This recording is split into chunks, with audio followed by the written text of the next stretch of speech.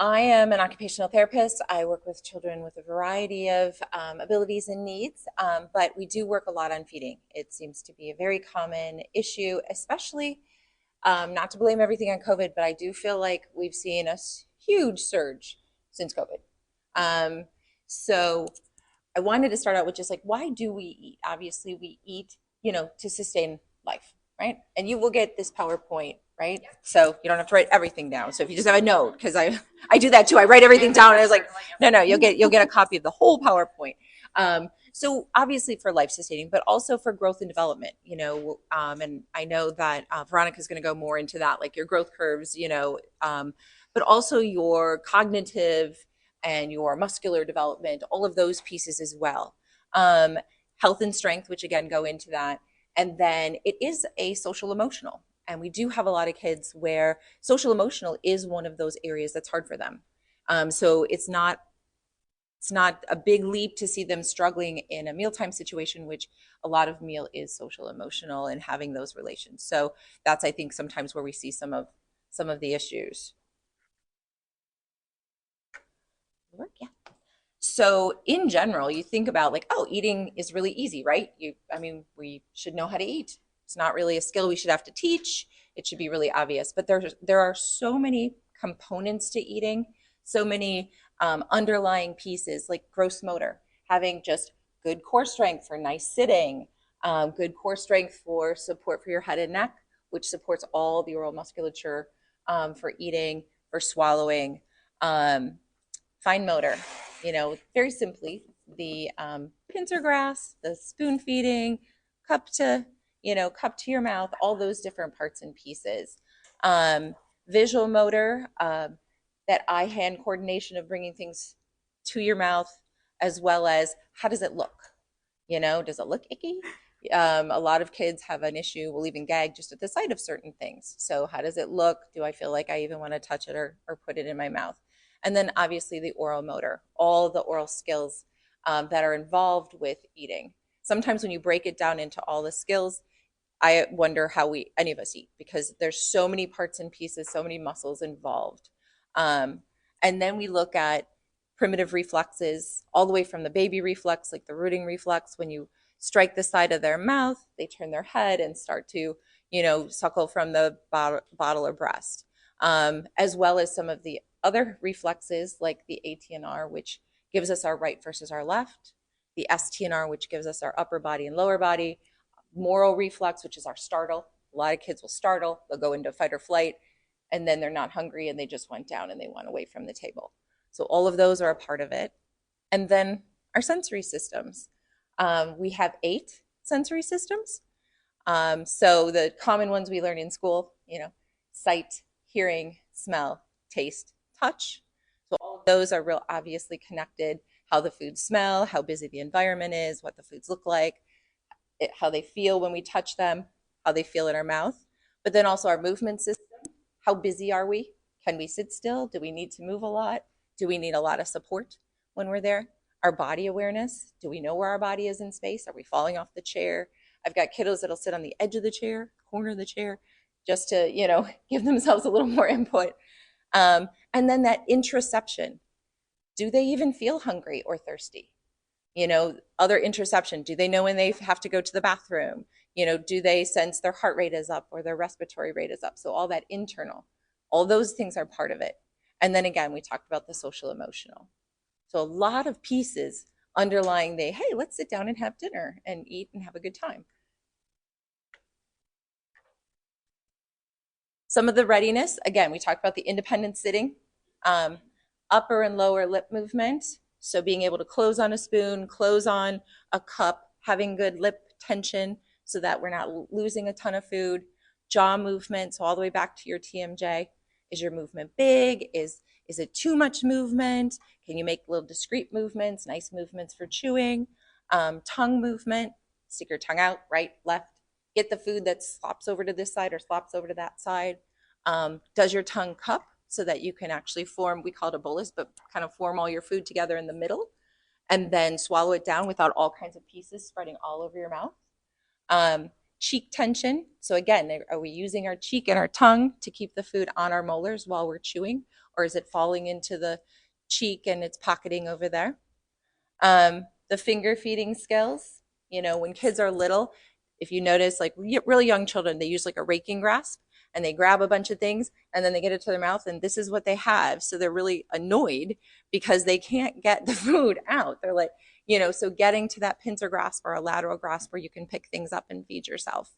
The fork and spoon, being able to bring a filled fork or spoon to your mouth, but then working on poking into something, scooping, those type of things.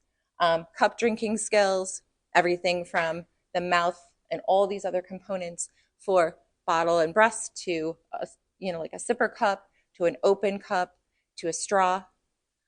Being able to tip your head back. So many of our kids, so when we drink from a cup, we tip back a little bit. So many of our kids, as soon as we tip back into backward space, they feel like they're in outer space. They fall backwards. And so having that control, again, that core, to have this stable, tip your head back and do that. I have a lot of kids, we spend a lot of time working on that. So there's a lot of pieces to it. And then the biting skills, being able to bite from the front, being able to bite and chew on the molars. So just from the developmental and oral motor, there's a ton of stuff. So not surprising, there's a lot of kids that are having problems.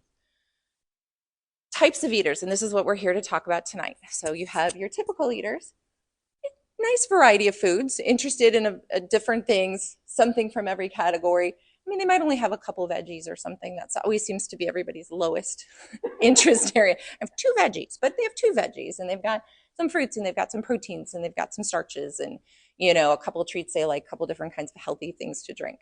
The picky eaters, they're having some aversions, some limitations to things. They kind of have some categories that they will eat, but they, in general, get enough in that it's fairly healthy. I mean, they might leave out, again, maybe they eat corn, but no other vegetables, or maybe they eat, but they've got enough that they're getting okay, but they're picky and you really want to kind of expand that. Plus, we always worry about food jags with kids. If they only eat certain things, at some point, you're going to get sick of that certain thing. So you're eating it, and then you don't eat it. And then our resistant or problem feeders. These are kids where we're at 10 to 15 or less. I have a lot of kiddos that I'm working with that are at 5 foods total that they're willing to eat. Sometimes it's by color. I only want plain stuff. If it's not white, I'm not eating it. Sometimes it's brown. Sometimes it's a whole texture group. I will eat this texture group, but not I want crunchy, but nothing mushy, slimy, whatever. Or I only want smooth stuff that I can just slide right down. Often it is brand specific. I will eat this brand of chicken nugget here at your house. I won't eat it at grandma's house. I won't eat it at the restaurant. I'll eat Kraft, but only when mom makes it. So, I mean, again, that's this category when you're really has to have the same thing. Even when you sneak it in, like, they'll never know this is a nugget from wherever, they know. So that's our problem resistant feeders. So where do we start? One of the things that I like to look at, because this is something, so many things with feeding, we don't have as much control, right? They have to take it in. But we can provide, and we have control over certain things, so we can provide best case scenarios for them to be as ready as possible for eating. So the mealtime environment, auditory and visual distractions. We kind of talked about kids that might be overly sensitive to sights or sounds. Some kids get kind of stuck on the TVs and the tablets. So, how busy is the environment? Can we take that down a notch? Can we put some sort of white noise in there? A calming music. I do a lot of music at my house with meals. It doesn't have to be slow Enya music, but something that has a good beat, but is regulating, progression of like, what is the expectation for sitting at the table? How long do they sit? We might sit at the table a long time, but young children sit shorter periods of time. So having that expectation, if they're not sitting at the table, how can you start that slowly? We're going to do 2 minutes. We're going to do 5 minutes. Size and supportive seat is one of the biggest things for kids. Typically, we'll start kids in a high chair and then maybe they go to a booster. A lot of times kids are like, I don't need the booster anymore. I want to sit on the regular chair. It's fine, but a regular chair isn't made for children. It's made for adults. So half the time they're kneeling. I can't imagine. It would be probably a good weight loss program if I had to kneel to eat the whole time. So you're not going to stay as long if you're kneeling. If you're sitting on the chair, generally the hip to knee length of a chair and a child don't match. So they're sitting forward on the edge of the chair, so there's nothing behind them. So then they're leaning back or laying back or slumping to the side. Their feet don't have any support. So, if you think about sitting on something where you're sort of dangling, you probably don't want to stay there super long. So looking at what type of seating option you can give them that gives you 90 degrees at the hips, 90 degrees at the knees, and 90 degrees at the feet, and you have some support. Sometimes, like with my kids, we had one of my textbooks, and they would grab it off the shelf, which was nice heavy work, coming to the table, put it on that. It was the right height for them to sit on. Then their feet were on the seat, and then they were at the right height at the table. I would have loved for them to use the nice booster seat that I bought, but they didn't want that. But somehow that textbook was fine. So it didn't seem like a baby seat. And then the frequency of meals and portion size, which Veronica's going to go over more of that. But like, how much should they be eating, and how often, are they grazing, and how many snacks and all those kind of things. Trying to eat together, even if it isn't the whole family, just even two people. Again, it's a social type situation. So if you're eating and they're eating, more likely, sometimes they want something off your plate. Great. Gives that option. And then building in choices. They can't always have a choice of foods, maybe. I mean, we try to put one preferred in with that meal, but what kind of choices? Like, do you want this plate or this plate? Do you want this cup or this cup? Some things where they can make a choice, because otherwise mealtime, we pretty much are trying to set that stage, but they need some choices in there too. So I'm Veronica. I am a dietitian. Before I was a dietitian, it's actually a second career for me. I was a preschool teacher and then a daycare director. So I have an early childhood background, and then I became a dietitian when my kids went off to school. I am very lucky because I had two kids that ate everything. One kid that just eats kidney beans out of the can, like she's weird. But I'm actually the picky eater in my house. So I've lived it myself. And we have these handouts here for reference, but just kind of like a temperature check. Since Chris kind of better explained that, how many people do we have that their kids eat more than 10 foods here? Okay, so we might fall more into the picky eating than the dramatic problem feeding that she was explaining. A lot of times we think our kids are so problematic, but they're not as problematic as we think. So we're just going to do like a little bit of a reality check here as far as like your expectations as a parent versus what we really need to expect, and finding a place of grace in between those two for you and your kids, right? So the other thing I just wanted to get a little temperature check on is, how many people do we have here that their kids are like between the ages of 1 and 2 that they're concerned about? Anybody? 2 to 4? Okay, we have a room of preschoolers, and then 5 and over? Okay, good variety. Mm-hmm. So up here you see the MyPlate. Everybody familiar with the MyPlate? We're supposed to be giving a variety of foods. It's not the American way. It's not how we were raised. And then all of a sudden you're trying to change all of your habits when you're trying to do the right thing for your kids, right? So like when I was raised by my parents, they were like, it's dinner, you get a pizza. And now we sit around with our friends on Facebook and are like, oh my God, my kid only eats pizza. Why is it the only food that they eat? My parents would be very happy if I just shut up and ate pizza. So, it's a little bit of a different world. We have some better expectations for our kids. In my house, we still do pizza, but it might come with fruit and a salad on the side. So it looks a little bit more like MyPlate. And that's something that you have to wrap your head around and move into. The parent needs to be doing the same thing. So we've got this model for our meals, right? And then we also have the growth charts that you go over every time when you go to the doctor. And I had some just for reference up there. I know we've all seen them in our kids' charts. If you didn't get a paper copy and you need one, just see me after and I'll make sure you get one. But there's the one that's birth to 36 months and the one that's 2 years and up. So there's a little overlap. And basically, just to set the expectation. Sometimes you meet with your pediatrician every year. They're like, oh, they're here on the growth chart. They're here on the growth chart. They're here on the growth chart. What are we really concerned about? We really don't want our kids to be overachievers on the growth chart. This isn't like grades at school. Like they don't need to be in the 95th percentile, right? So if your child was born their little birth to 36-month growth chart, and they started at the 45th percent, and you and your family are slender folks, or at least you used to be when you were under 18, then 45% is okay. You don't have to stress about it. You don't have to worry. They're not at the 50th percentile. Maybe they're not meant to be. As long as they stay on their what we call growth curve. So if they're at 45 and they're at 45 the first year of life, then we want them to stay at 45. The other disparity that we look for is there a difference between height and weight? Is my child in the overachieving in the weight category or underachieving in the weight category, and vice versa in the height? So is my child at the 85th percentile for height but only 20% for weight? So that's what you're really looking at. Is there a disparity, and are they staying on the same growth curve, or did they, what we would clinically say, fall off the growth curve? So if they're in a gray area, if they're right around the growth curve, they started at 45, now they're at 40, that's okay. We don't need to freak out, okay? So just a visual. We also had this handout, and again, see me at the end if you want it. I just, pulled it from offline for you. So there's 2 pages here. This is just, we'll talk through it and we'll get you copies if you need one. But this is just in general.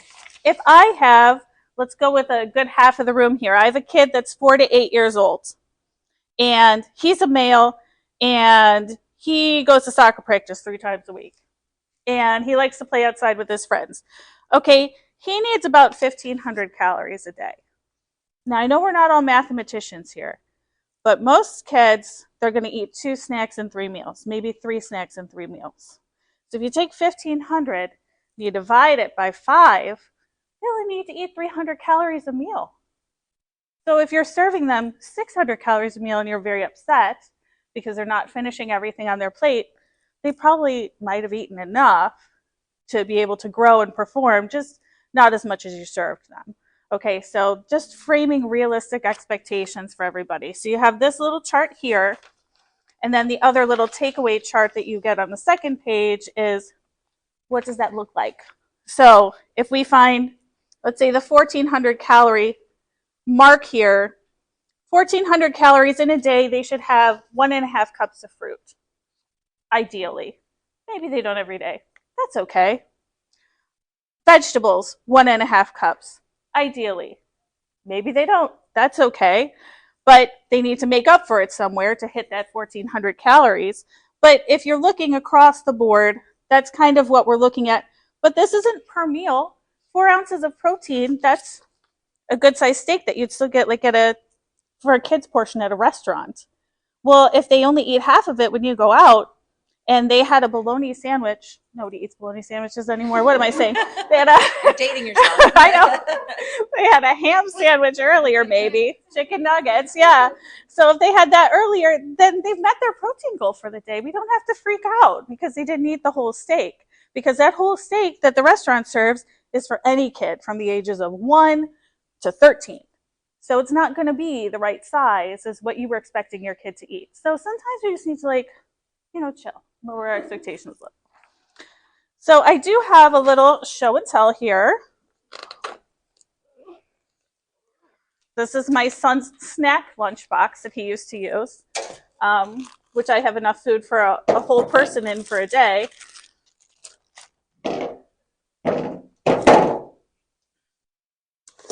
Okay.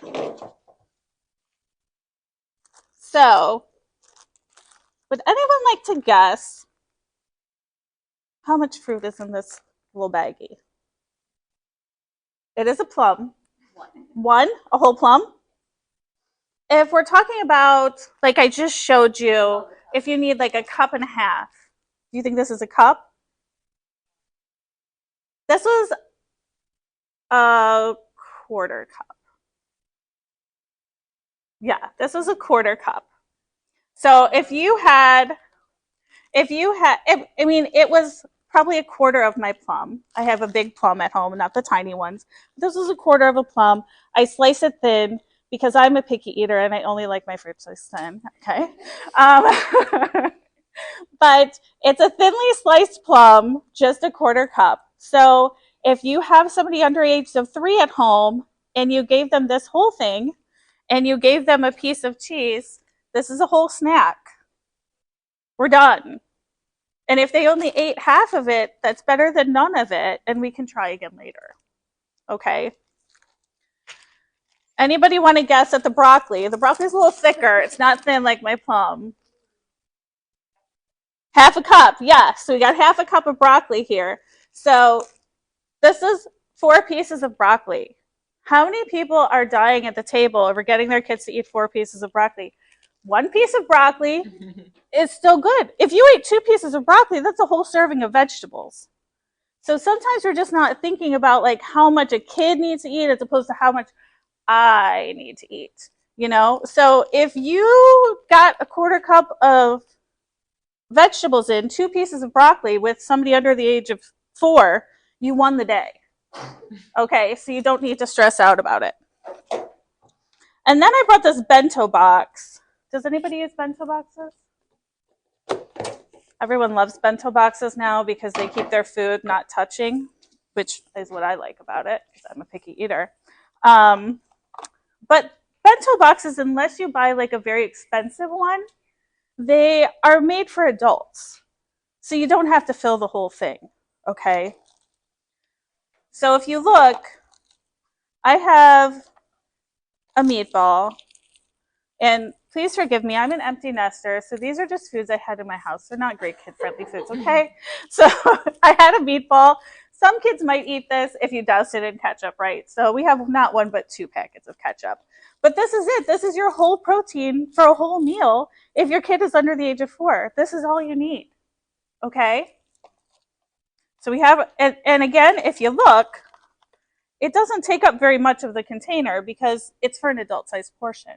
So you don't have to fill it up and then freak out about how they didn't eat enough. I also have 3 whole crackers. This is a toddler, smaller sized preschooler portion of crackers, not an overflowing cup of crackers. And if you did give them an overflowing baggie of crackers or an overflowing baggie of goldfish or Kix and they ate the whole thing in the back seat, then that might be why they didn't eat dinner, because they only needed this many. So if you have a preschooler or a kindergartner, you could double this. It could be 6 crackers, but that's your whole cracker serving.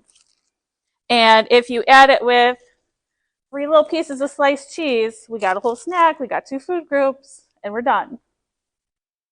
Or you could take your cheese with your fruit or whatever. So if I'm packing this up, I got my protein.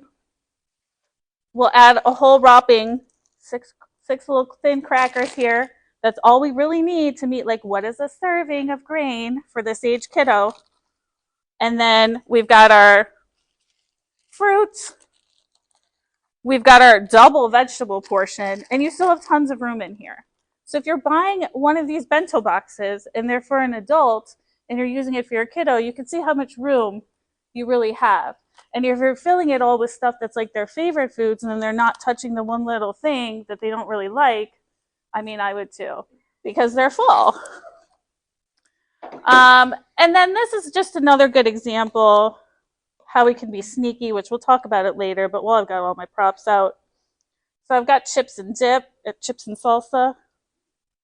So this many chips is really like, this is more like a after school snack for like our like 5 to 8-year-olds. We've got 2 servings of grains in here. And this is enough salsa that if we could, you know, trick them into scooping up this much salsa, they've had a whole vegetable serving because it's like tomatoes and stuff, and it's not just like ketchup or the sauce on a pizza. So sometimes we just need to be a little creative, but again, 2 food groups, this is a whole snack. It's not like this and a taco and something else, because then they're never going to eat dinner. So that's my little spiel on, is my kid eating enough? So I'm a big believer. I do a lot of counseling with families, whether it's my kid's a picky eater or I need to lose weight or whatever camp you fit in where you know you need to work on something. I need to get up on time. I don't do that either. So, you know, whatever it is, when you're going and you can say like, yeah, my kid's a picky eater. I need to work on that. But you know some of the things they really need to work on. Like, you don't need me to tell you. You already know.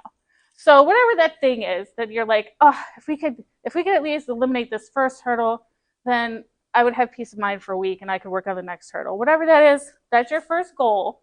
So I just want you to have that in mind as Chris and I now start to talk about some different strategies. Chris will talk about some strategies.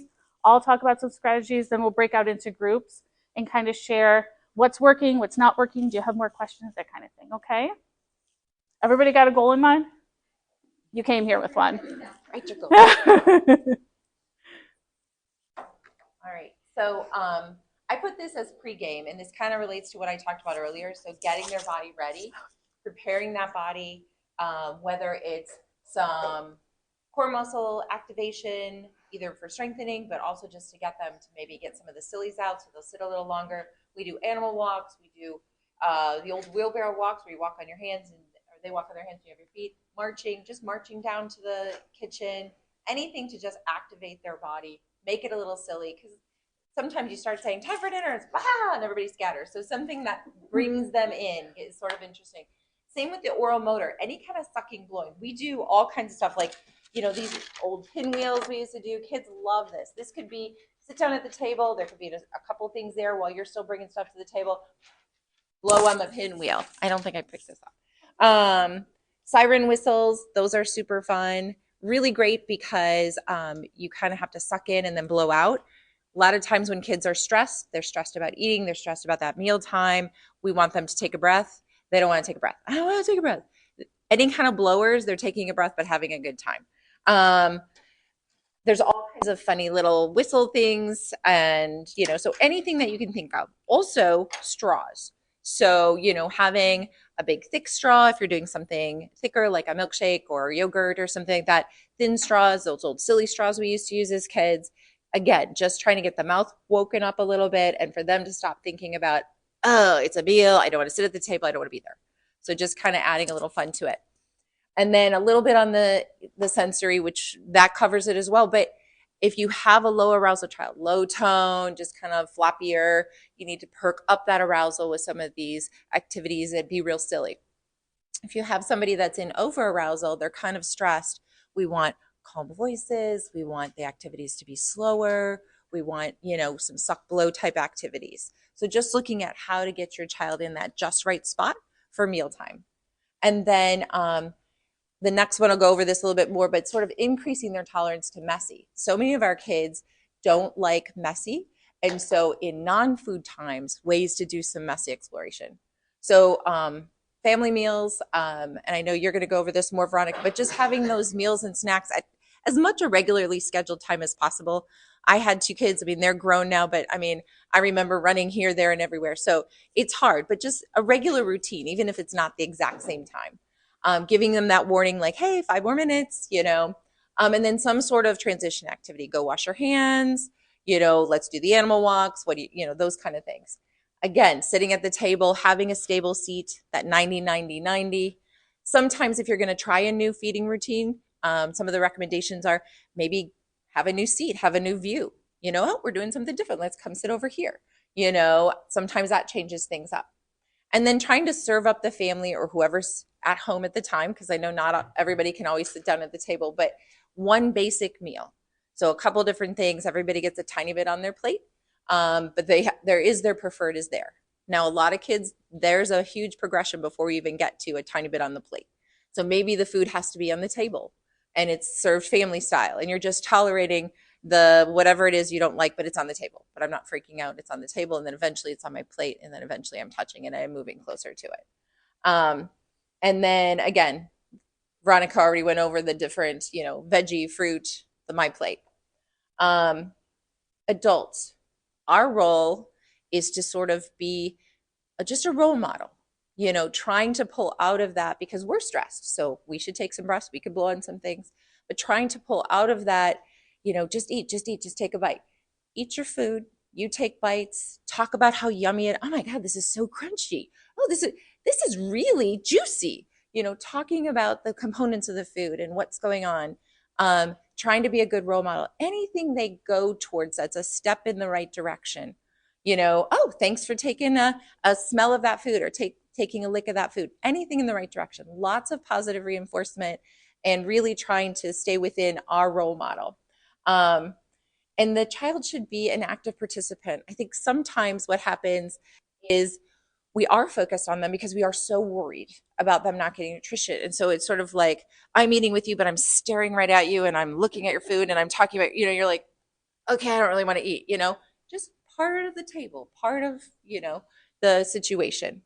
And then having a cleanup, having an empty bowl to put, especially as we start to move towards tolerating some non-per food on your plate, there's an empty bowl. It's like, I don't really want that. Okay, we'll pick it up and put it in the empty bowl then.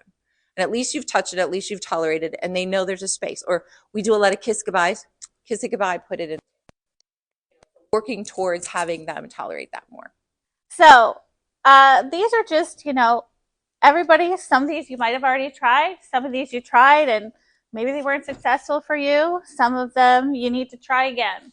But these are tried and true methods, or at least suggestions that that you can take home with you today. So if you're not offering 3 meals and 2 to 3 snacks a day, you should, but I bet you all are. But I bet you're overdoing it based on what I just showed you. And then wondering why at dinner time, which is the most important meal of the whole day, when the whole family sits down together, and that's when you're supposed to eat your vegetables, why it's not happening. So if you're doing 3 meals and 2 to 3 snacks, you just need to think a little more strategically about the quantities of food you're offering, making sure they're still hungry. Are the appropriate portion sizes? Safe and neutral foods at meals with 1 new food.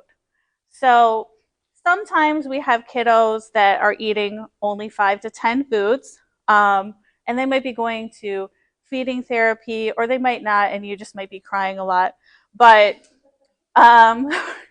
those kids, you need to offer their favorite foods because otherwise they're not going to eat. If you have a kiddo that just they don't care for a lot of stuff, they're kind of picky in the way that it's prepared. They'll only eat macaroni and cheese. They'll eat macaroni and cheese, but only Kraft, and then they'll eat this, but only Tyson, and then they'll eat that, but only if it's cut this way. These are the kids that we want to offer some. They're safe and neutral foods, and just 1 new food. And a lot of times you don't want it to be all their favorite foods. You don't want to cater to all their favorite stuff. So if they love chicken nuggets and macaroni and cheese, but they're cool with rice, they're cool with some applesauce, it's not their favorite, but they're okay with it, then you want to have a bunch of foods that they're okay with all the time, and then pepper in their favorites and a new one so that you kind of have a base instead of just giving them all their favorite foods and then the one yucky food, because then we know what's going to happen to the one yucky food. Or maybe it's cut wrong, like their plum's cut too big or something, and then they're not going to eat it. Offer favorite foods strategically. So that's what I'm explaining here. And then involve your child in the decision. So it takes time, it takes effort, but in the long run, it will be less time and less effort because you'll be doing less crying alone after they go to bed. Or more less freaking out and texting your friends about how irritated you are. So involve your kid in the decision. If this week is broccoli week, this month is broccoli month, today is the day that we're trying the broccoli cut a different way. Have a consultation with your kiddo beforehand so they know what to expect. Nobody likes surprises. And a lot of the reason why so many of our kids have issues with eating is because it's the one area where they've got you. It's the one area where they have control, and so they're kind of taking that control and they're doing what they can with it.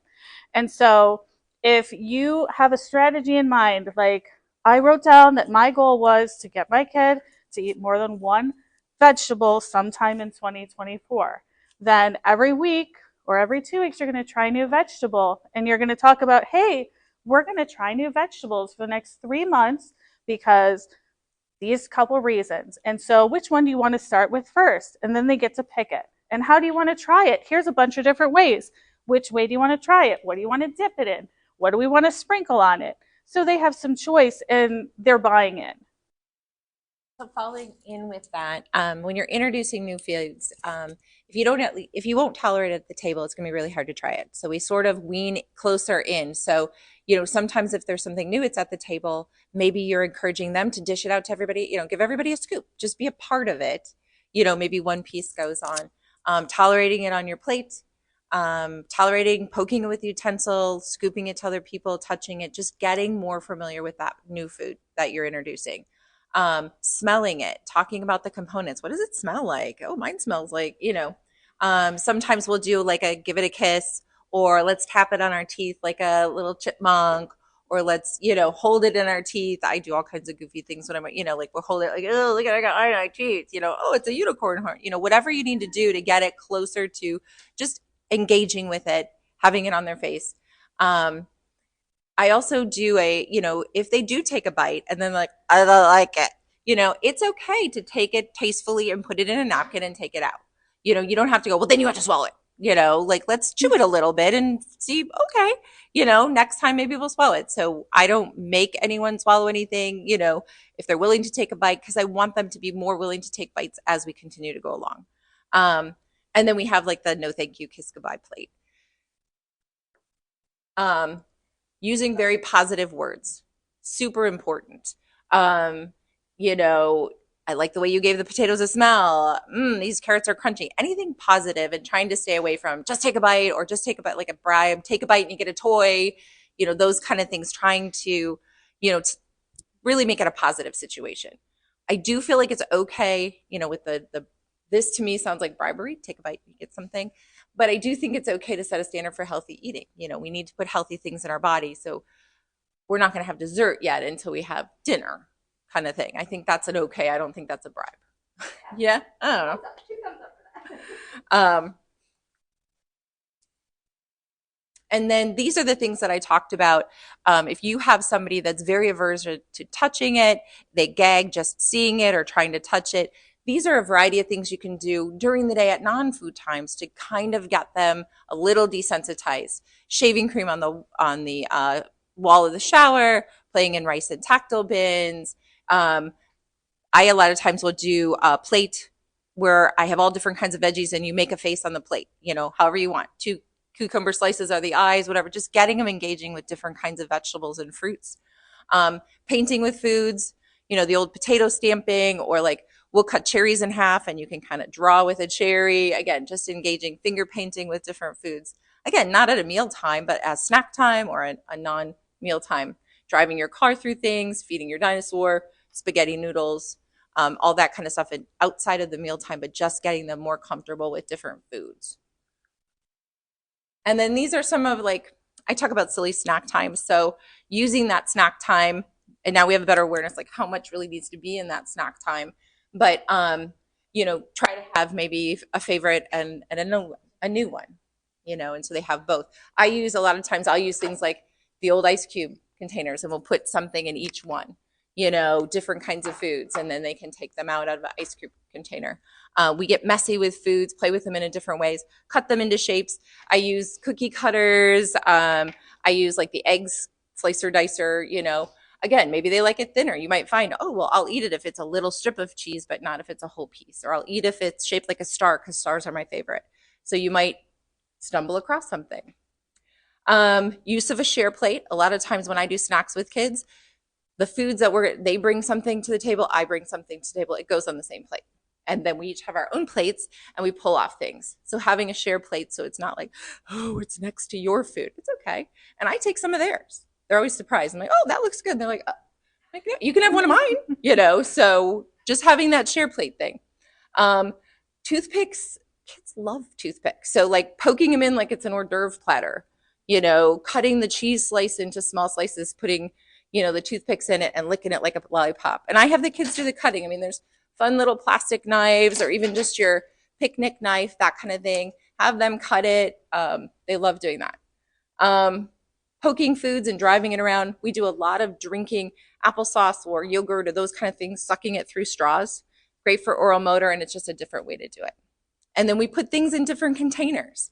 I wonder what's inside the Spider-Man container. Or something simple, just like I've used like the plastic Easter eggs, and having different things in there. Well, I don't know. And usually there'll be like a favorite and something new, and they were in the egg and they touched. Can we still eat it, And then this is kind of a food chaining, like taking a look at what are the foods they eat, what are the color and texture and, taste and temperature of those foods. And then how can you just change it a little?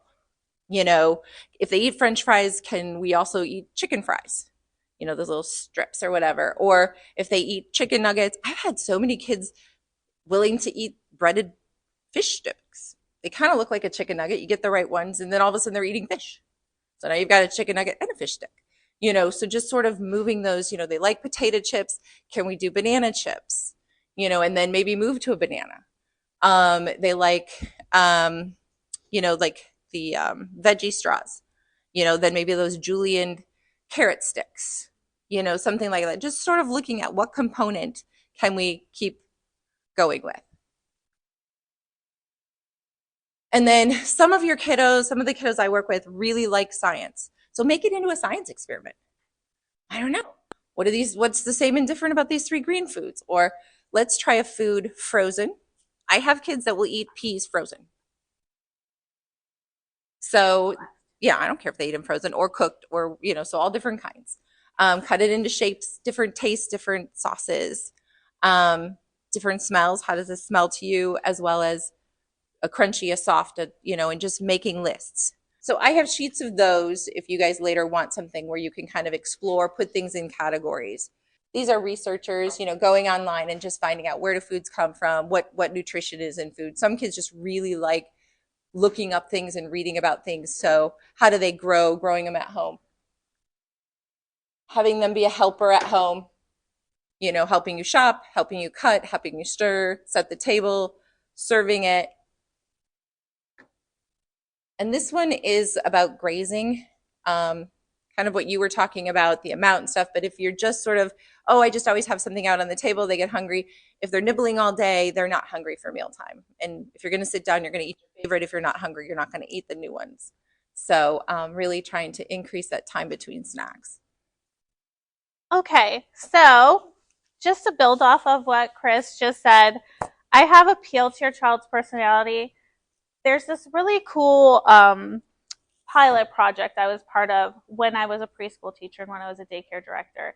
The federal government was funding some places to do a new type of teaching preschoolers and teaching early education, like kindergarten, first grade. Most people have Montessori. This is another practice. It's from Italy. It's called Reggio Emilia. If you want to write it down, it's REGGIO. And the second word, Emilia, is EMILIA. Very similar to Montessori, but basically, if your child is into cars, instead of, okay, Johnny, now we're going to learn the colors, and now we're going to learn your letters, and now we're going to do flashcards or little memory games or something for you to learn your colors and your letters. Instead, we're going to base everything on cars. How can we watch a race and talk about the colors of the cars that are on the track? How can we go sit on the side of the road in our front yard and watch the cars going by and learn our colors that way? So immersing your kids in food and in participating actively in eating in a way that is meaningful to them, whether it's a TV show, whether it's a passion, whether it's an interest, is going to go a long way because, again, they're going to take ownership. They're going to be an active participant. Involving them in the kitchen is always helpful. If they don't like the kitchen, involving them through play. But involving them in the kitchen can be very simple. Most kids love to play with Play-Doh.